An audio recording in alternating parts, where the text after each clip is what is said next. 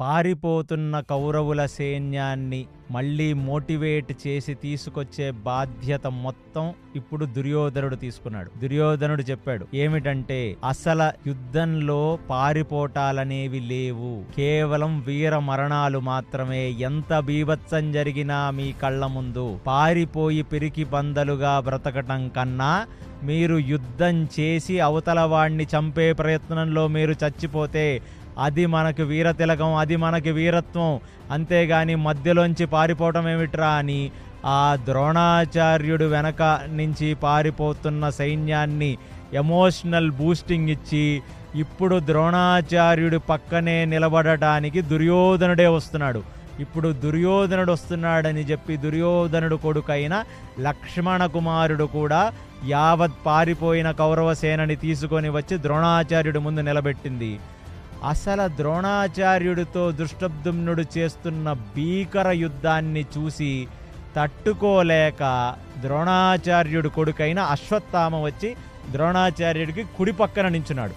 అశ్వత్థామ అసలు దృష్టద్యుమ్నుడిని భయంకరంగా నిగ్రహించడానికి వానలాగా బాణాల మీద బాణాలు దృష్టద్యుమ్నుడి మీద వేస్తుంటే ఇక దృష్టద్యుమ్నుడు ఇక్కడ ఒంటరివాడైపోయాడు. ఒక్కడే దృష్టద్యుమ్నుడు, ఆపోజిట్గా ద్రోణాచార్యుడు, కుడివైపున్న అశ్వత్థామ, ఎడంవైపున్న దుర్యోధనుడు పక్కన లక్ష్మణ కుమారుడు. అంటే ఇక్కడ మళ్ళీ ఒక పెద్ద స్కెచ్ ఏర్పడుతుంది అర్జునుడి లాగా.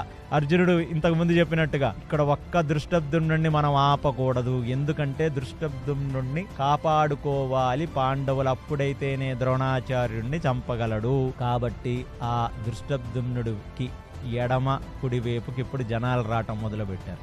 ఇప్పుడు ఎవరు ఎంట్రీ అంటే ఇది అభిమన్యుడు ఎంట్రీ. అభిమన్యుడు దృష్టద్యుమ్నుడి యొక్క లెఫ్ట్ నించున్నాడు, రైట్ అర్జునుడు నించున్నాడు.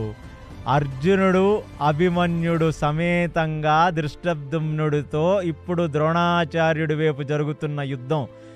అసలు అది చూసిన వాళ్ళు అదొక కనుల పండగ. అక్కడ మొత్తం ఇప్పుడు జరుగుతున్న యుద్ధం అంటే తండ్రి కొడుకులు కలిసి కౌరవులతో యుద్ధం చేస్తుంటే ఇమీడియట్లీ ఈ అభిమన్యుడు అక్కడ లేచి ఒక సింహనాదం చేసి గట్టిగా అరిశాడు, నాకు లక్ష్మణ కుమారుణ్ణి దుర్యోధనుణ్ణి వదిలేయవేయవలసినది. ఎందుకంటే పెద్దనాన్న మనకి ఎన్ని రకాల ప్రాబ్లమ్స్ తెచ్చాడో నేను చూశాను, నేను విన్నాను. కాబట్టి వీళ్ళిద్దరికీ బుద్ధి చెప్పి దుర్యోధనుణ్ణి తీసుకొని వచ్చి మీ కాళ్ళ దగ్గర పడేస్తాను అని చెప్పి అర్జునుడితో చెప్తుంటే, అంటే పుత్రుడు అంత ధీరుడై అంత పెద్ద మాటలు మాట్లాడుతుంటే అక్కడ అర్జునుడు రథం నడుపుతున్న కృష్ణుడు మురిసిపోయారు.